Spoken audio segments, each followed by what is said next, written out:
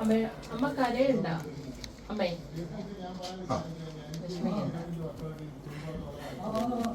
എന്ത് പറ്റി? ആൾക്കാരെല്ലാം കണ്ടില്ലേ? ഭയന്നോ? പേടിച്ചു പോയോ? അമ്മ പേടിക്കുന്നു. എവിടെ ഇനി വിട്ടയക്കല്, എവിടെ തീരാവേല ചെയ്യണം.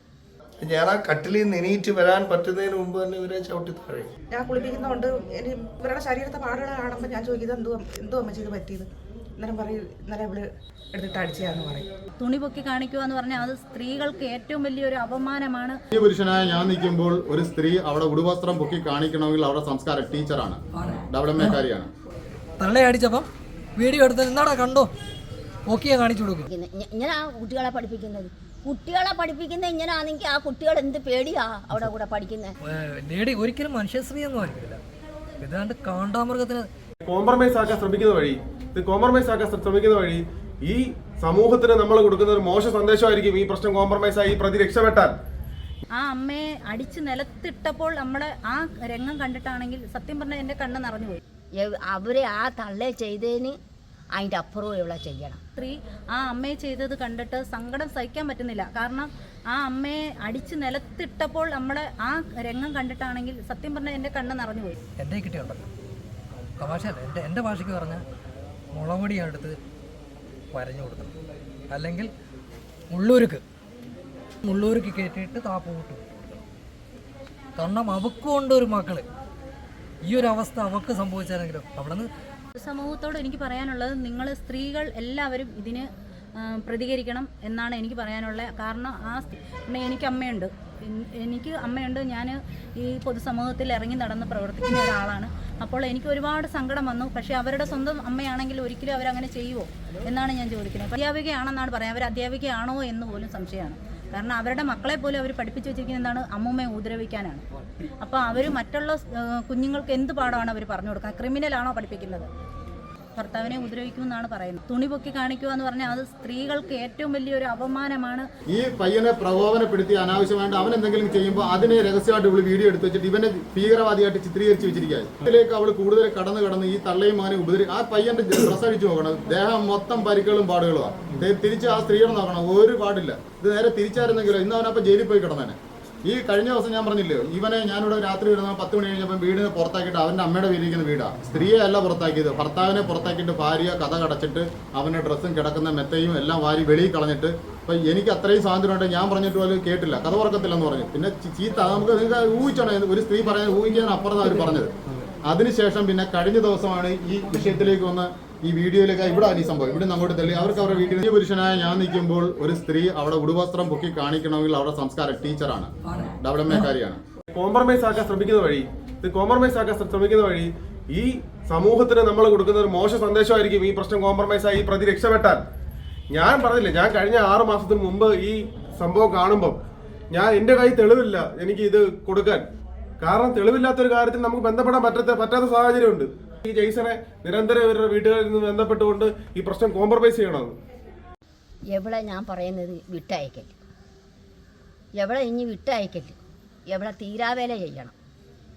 അവരെ ആ തള്ളെ ചെയ്തതിന് അതിൻ്റെ അപ്പുറവും ഇവിടെ ചെയ്യണം, ഇവിടെ വെളിക്ക് കാണിക്കല്. ഞാൻ അതേ പറയുന്നു. എനിക്ക് അത്ര വേദനയും പ്രയാസങ്ങളും കൊണ്ടാണ് ഞാൻ ഈ പറയുന്നത്.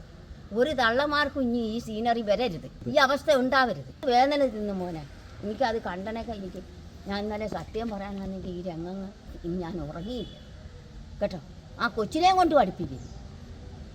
ഞാൻ ജോലിയും കഴിച്ച് ഒരു 2 മണിയാകുമ്പോൾ 2 മണിയാകുമ്പോൾ അങ്ങ് പോകും. പക്ഷേ 4 മണി കഴിഞ്ഞ് ഇവർ സ്കൂളിൽ നിന്ന് വരുമ്പോഴാണ് ഇവിടെ പ്രശ്നങ്ങൾ നടക്കുന്നത്. അന്നേരം നമ്മൾ കാണത്തില്ലല്ലോ. പിന്നെ പിറ്റേന്ന് രാവിലെ വന്ന് ഒരു ഉച്ച സമയമാകുമ്പോൾ ഈ അമ്മച്ചി ഞാനാണ് കുളിപ്പിക്കുന്നത്. അന്നേരം ഞാൻ കുളിപ്പിക്കുന്നതുകൊണ്ട് ഇവരുടെ ശരീരത്തെ പാടുകൾ കാണുമ്പോൾ ഞാൻ ചോദിക്കുന്നത് എന്തോ അമ്മ ചെയ്ത് പറ്റിയത്. അന്നേരം പറയും ഇന്നലെ ഇവള് എടുത്തിട്ട് അടിച്ചാന്ന് പറയും. ഇന്നലെ മെനഞ്ഞാന്ന് ഈ സംഭവം നടക്കുമ്പോഴും ഞാനിവിടെ ഇല്ല. മെനഞ്ഞാന്ന് ഇട്ടടിച്ച്. പക്ഷേ ആള് ശരിയല്ല.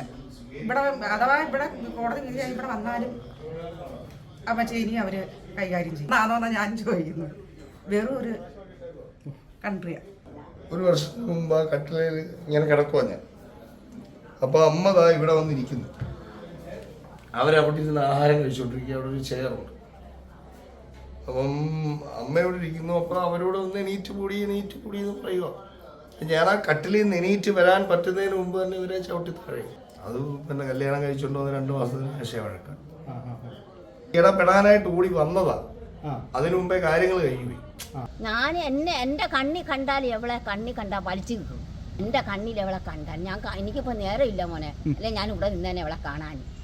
ഞാൻ നല്ലത് പറഞ്ഞു കൊടുത്തേനെ അവിടെ ഇരിക്കുന്നത്. ഇങ്ങനെ ആ കുട്ടികളെ പഠിപ്പിക്കുന്നത് ഇങ്ങനെയാണെങ്കിൽ ആ കുട്ടികൾ എന്ത് പേടിയാ അവിടെ കൂടെ പഠിക്കുന്നത്. ഇതേപോലെ സ്ത്രീകളെ പ്രൊട്ടക്ട് ചെയ്യല്ല വേണ്ടുന്നത്, അവരെ പ്രത്യേകം തുറങ്കലിലടച്ച് നമ്മൾ ഈ പറഞ്ഞ നമ്മൾ നേരത്തെ പറഞ്ഞില്ലേ അക്രമകാരികളെ നമ്മൾ എന്ത് ചെയ്യുന്നത്, അക്രമകാരിയായ ഡോഗ് ഉണ്ടല്ലോ, വന്യമൃഗം ഉണ്ട്, എന്ത് ചെയ്യുന്നത്, അതിനെ നമ്മൾ എപ്പോഴും തുറന്നു വിടത്തില്ല, അടച്ചിട്ട്. ഇവിടെ ഒരു പട്ടിയുണ്ട് ലാബ്, അവനെ ഇപ്പോൾ തുറന്നു വിടാത്ത എന്താ, അവനാരെങ്കിലും അവർ ചില കടിക്കും എന്ന് പറഞ്ഞ് ഇങ്ങനെയുള്ള സ്ത്രീകളെ എന്താണ് അങ്ങനെ കൈകാര്യം ചെയ്യണം. ഇപ്പോൾ കുട്ടികളുടെ കാര്യം പറഞ്ഞു, കുട്ടികളുടെ ഇമോഷൻ ആരും മുതലെടുക്കാൻ ഇതിനകത്ത് ശ്രമിച്ചാൽ നടക്കത്തില്ല.